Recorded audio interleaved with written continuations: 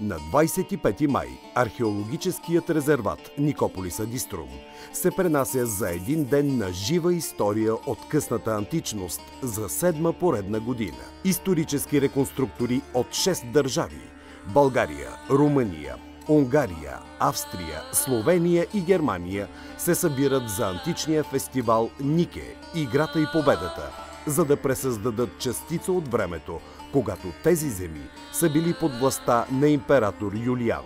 Събитието се организира от Сдружение Мос Майорум Улпие Сердице и Регионален исторически музей Велико Търново със съдействието на Община Велико Търново и кметството на село Никют.